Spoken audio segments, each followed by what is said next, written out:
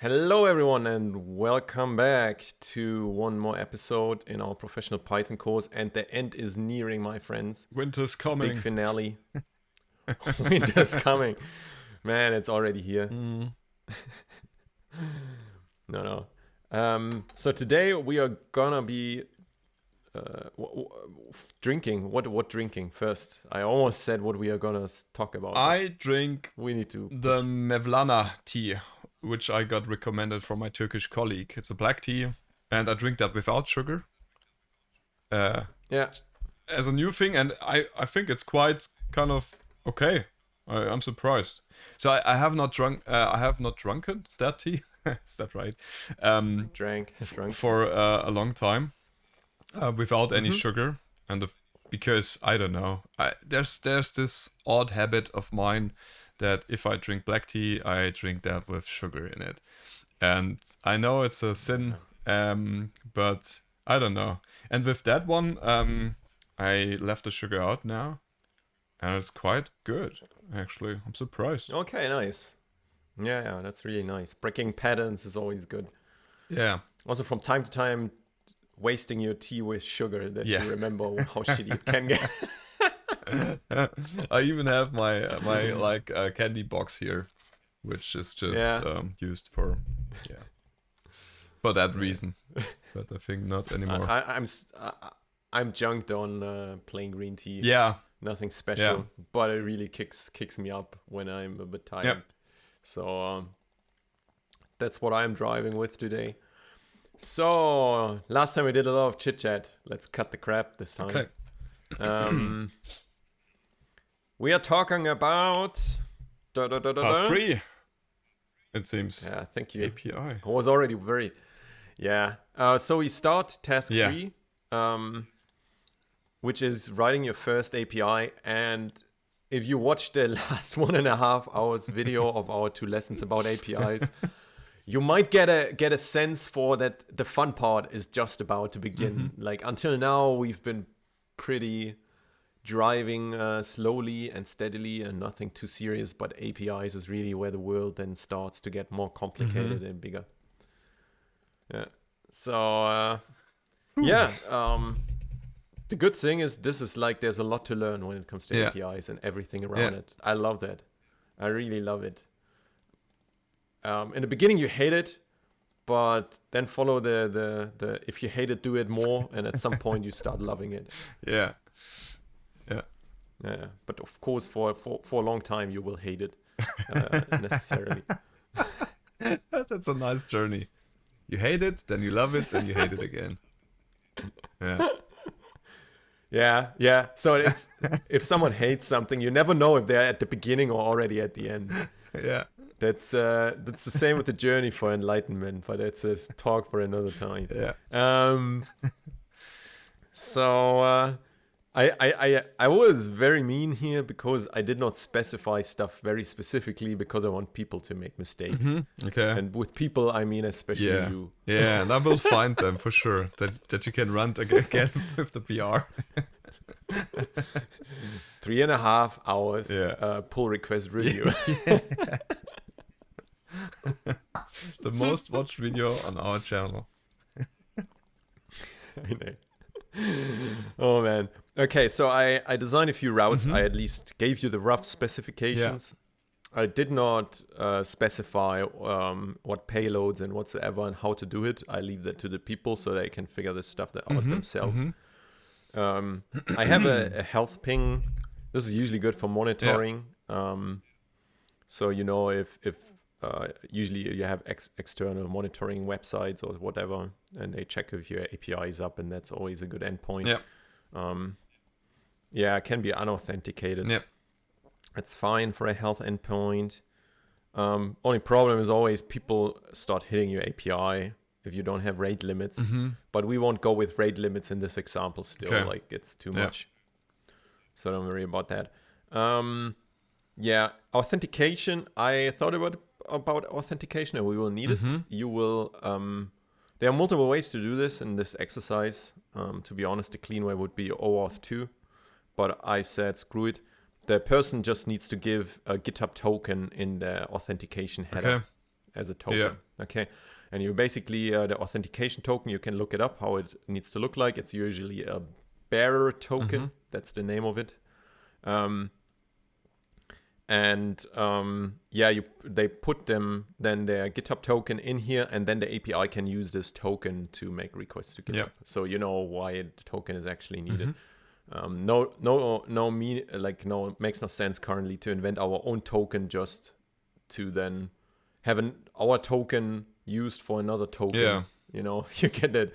Like, one is enough for this exercise, and this is also where I spare you a lot of pain. Actually, authentication is really usually a pain point, and authorization. I want to focus on, but that's maybe we will see. If you want to learn more about it, also people out there, hit us up in the comment section.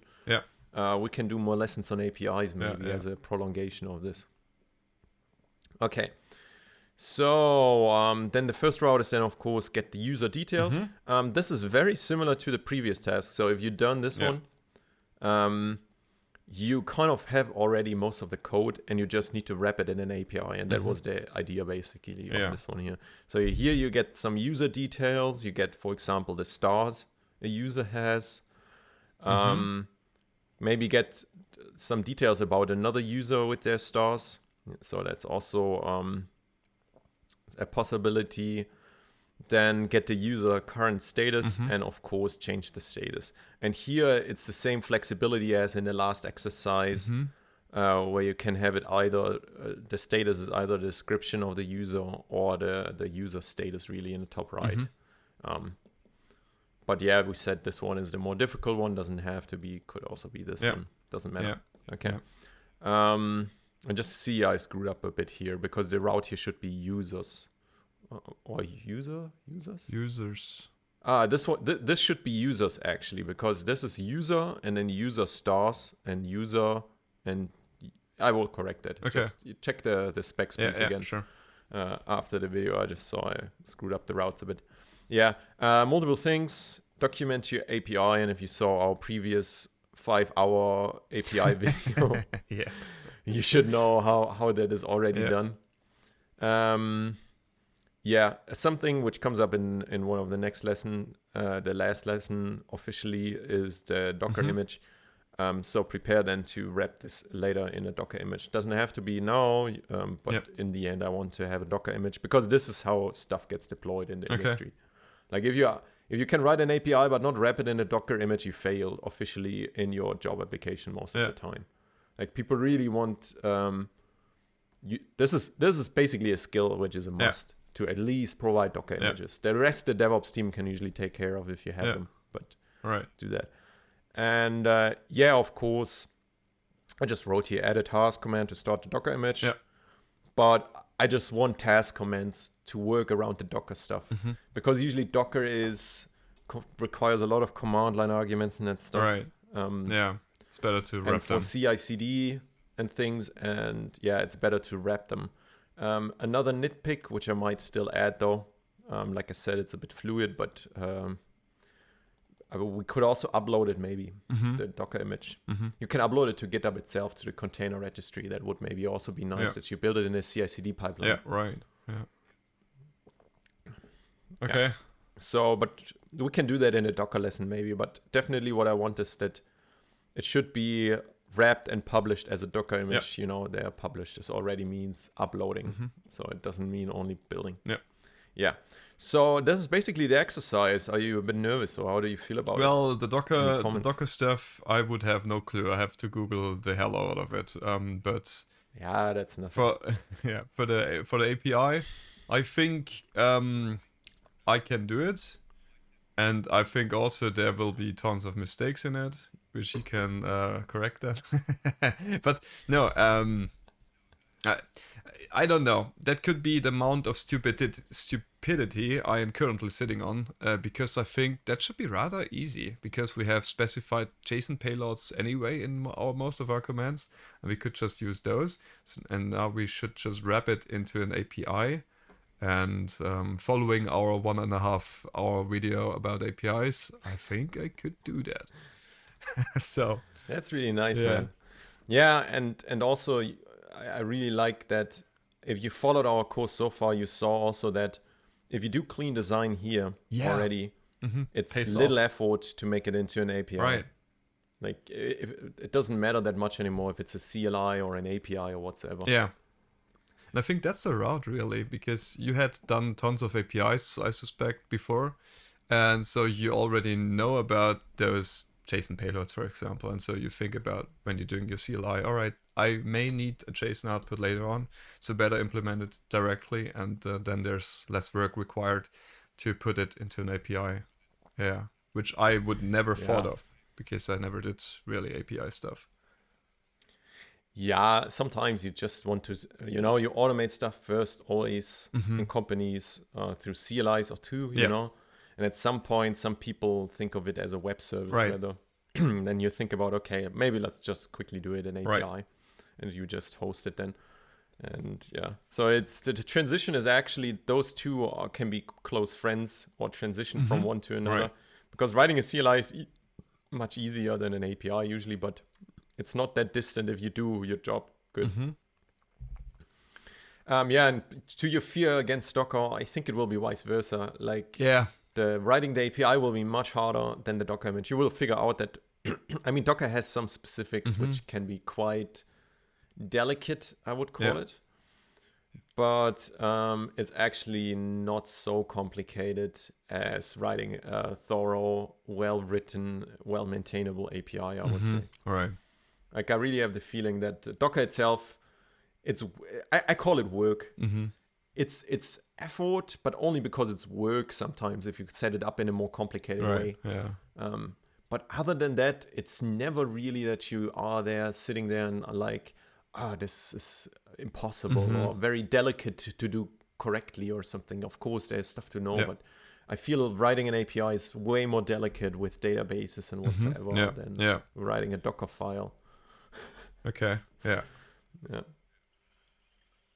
Okay, so that's it. Then I wish everyone a lot of fun. Will be.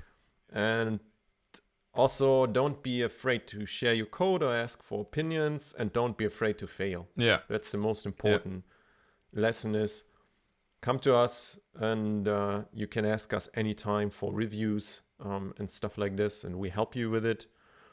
And don't be afraid that your code might not be good enough, because it is always not good enough is already you judging yourself, For us, we're just here. We look at code. We tell you how you can grow. And if you're afraid of getting feedback, then you will never grow. That's really one of the lessons. Right. Yeah. You have to fail and then grow. If you don't fail, you don't know about your weaknesses. So. Exactly. Like you're running away from that part is really something. Also, I always remind myself. Of, because the ego is very easy tricking you, but just we are here. We don't judge you or something. Feel free to submit any screwed up code. But expect some memes then.